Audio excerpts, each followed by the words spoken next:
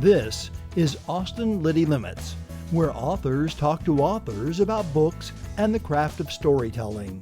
Sponsored by Blue Ink Review, because typing "the end" is just the beginning. Find out more at blueinkreview.com.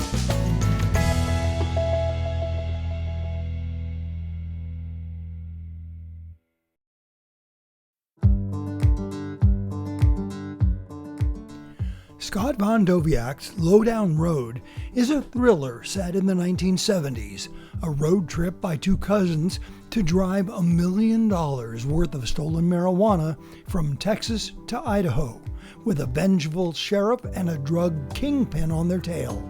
A reading by Scott von Doviak.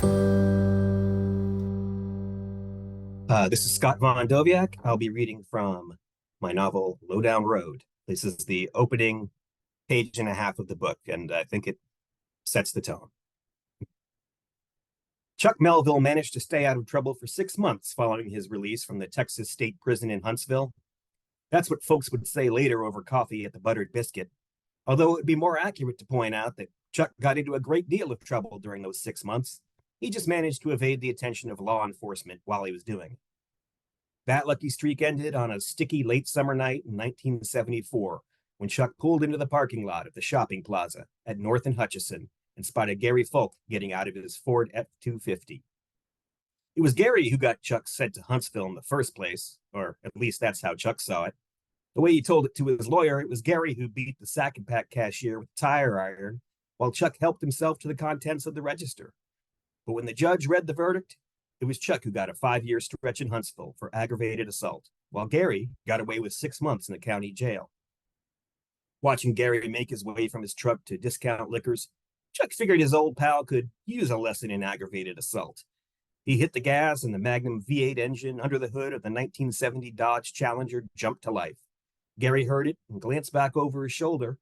Chuck saw his eyes go wide as the Grand Canyon just before he managed to dive out of the way.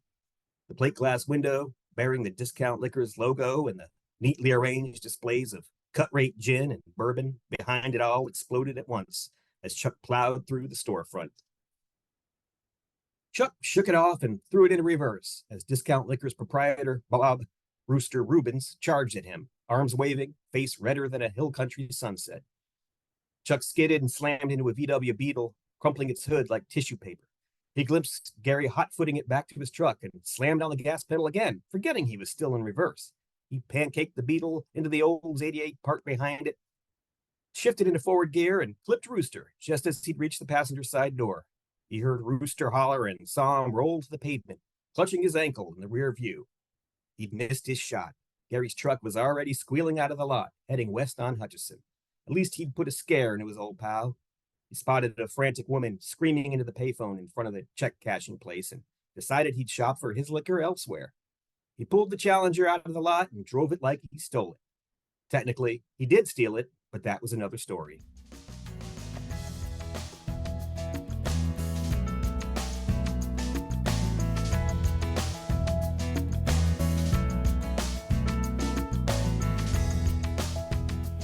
This has been a presentation of Austin Liddy Limits, made possible with help from our good friends at Blue Ink Review, where typing "the end" is just the beginning.